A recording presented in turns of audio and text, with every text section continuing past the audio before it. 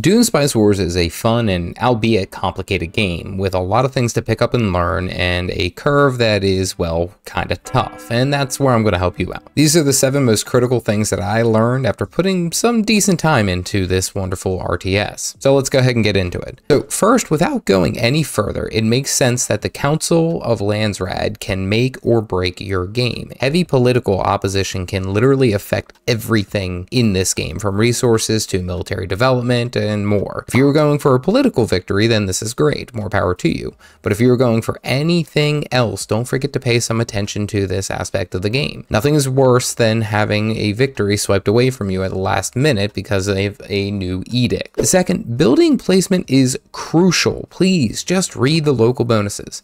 Each one of the villages has their own unique traits, we'll say, including the tile-specific information. Some improve production and others improve military or other affects. Reading each one of these bonuses can be pivotal to how you choose your build order. Sometimes it's more beneficial to move all of your economic buildings to a single tile instead of trying to spread them all out all over with mismatched bonuses. Take the time. Read each of the bonuses for each of your tiles as you expand your territory. Number 3, turn off your extra spice early on after reaching your particular spice tax mark. So this one is very simple, but early on it's not that big of a deal for you to not have a whole lot of spice. And what you should do is to turn down your exchange rate for your spices. When you reach your required payment of spice, whatever the tax is, turn it down so that it doesn't nearly cost you as much as it did the previous round.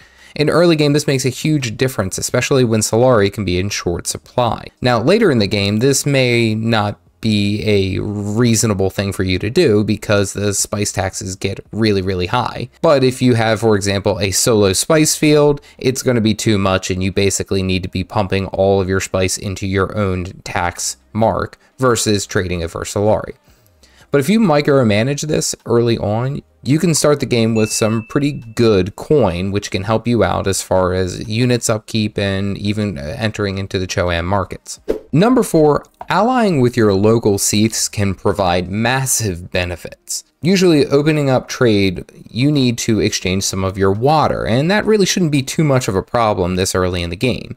Exchanging water with them will make their relationship significantly better, and allowing you eventually to ally with them. Of course, this means you're stopping attacks and even offering a unique benefit depending on the Seath that you are working with. Now, if you can't swing this, it's not that big of a deal, but it's an excellent way for you to get some added bonuses down the line. Number 5, be flexible with your victory conditions. This is one that I've talked about before, and I will stress, is that you have to be flexible with your victory conditions. As the game progresses, certain victories that you were planning on may not come to complete fruition, or they may not be as appealing as an immediate choice that can provide a faster victory.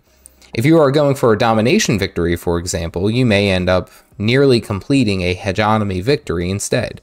Or going for a political victory pushes you towards a Choam victory. Regardless of your stake, there are different ways for you to win and be flexible down the line. So don't be too rigid and stuck in your ways. Number 6 is watch the Choam market. The Choam market is a unique panel, and it is one of the bigger victories, we'll say. It does require quite a bit of Solari for you to make your purchases, and it does take a little bit longer than others in comparison. What's important to note about the market is that the prices fluctuate. Even if you aren't going for this victory, it could be a unique way for you to generate some serious Solari down the line by buying low and selling high. Then, even if this is your victory path, you can easily get a significant amount of gold quickly through trades or concentrated efforts. Regardless, investing early may be a bit of a punch, but it could really be a big assistance down the long run. And number 7, always be moving. While Dune Spice Wars is a slower game and it may not always be super eventful, you may find ways to occupy your time.